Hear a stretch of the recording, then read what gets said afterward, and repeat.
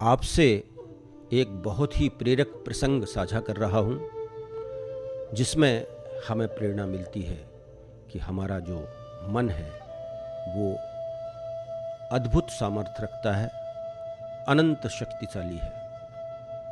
सुनिए, एक राज्य का राजा जो बहुत ही धर्मपरायण था, नित्य संध्या बेला में अपने समस्त मंत्रियों, सभासदों, विद्वानों और रानियों पटरानियों के साथ धर्म सभा आयोजित करता था, जिसमें कोई विशिष्ट विद्वान संत आकर के धर्मोपदेश दिया करते थे। इसी तरह की एक सभा चल रही थी और उस सभा में सभी लोग पूरे मनोयोग से दत्तचित्त होकर के उन आचार्य को श्रवण कर रहे थे। अचानक दाई मां आया, राजकुमार को धरती पर पटक करके उस धर्मसभा कक्ष के मध्य से जेवरों की छमछमाहट छन छन करती हुई बदहवास सी बाहर निकल गई। सभी को उसका ये आचरण बहुत ही अमर्यादित लगा और सभी की त्योरियां चढ़ गईं। राजा को भी बहुत क्रोध आया और सभा ने यह निश्चय किया कि इसको दंडित करना ही चाहिए, क्योंकि आज तक धर्म सभा में इस तरह का अमर्यादित आचरण कभी नहीं हुआ। और निर्णय लिया गया कि दंड ही देना है। जब वो दाई मां वापस आई तो उसको सभा का निर्णय बताया गया। उसने याचना की, क्षमा मांगी और कहा कि महाराज, मेरा भी पक्ष सुनने की कृपा करें। राजा ने आज्ञा दी।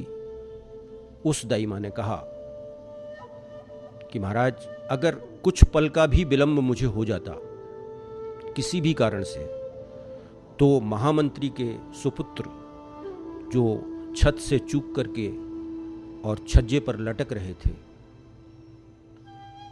नीचे गिर करके प्राण त्याग देते।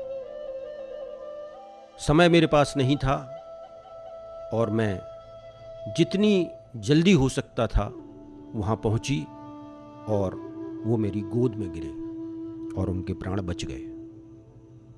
सभी लोग इस घटना को सुन करके अबाक रह गए और उन्होंने पूछा कि दाई मां, ऐसा भी होता है? ये कैसे होता है?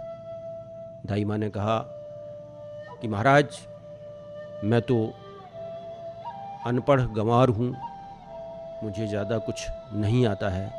आपकी सत्संगति में मैं रोज बैठती हूँ, पर मैं इतना जानती हूँ कि प्रेम का रिश्ता अगर व्यष्टि तक सीमित है तो वो प्रेमी प्रेमिकाओं में बरतता है, और अगर समष्टि को पहुंच जाए तो सारा संसार अपना हो जाता है।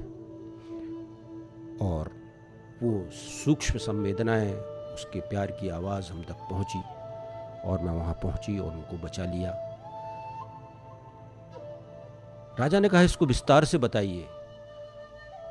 तो दाई मां ने कहा कि मुझे ज़्यादा कुछ कहना तो नहीं आता, संक्षेप में एक शेर मैं आपकी नज़र कर रही हूं।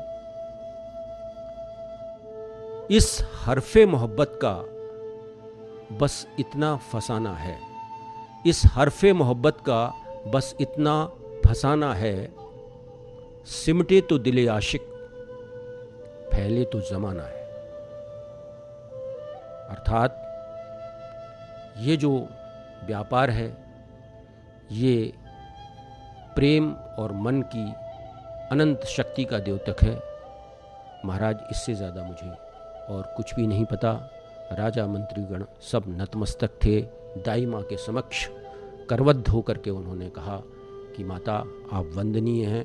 हम लोग तो सिर्फ बुद्धि विलास और धर्म चर्चा ही करते हैं, व्यवहारिक तौर पर धर्म को आपने आत्मसात किया है।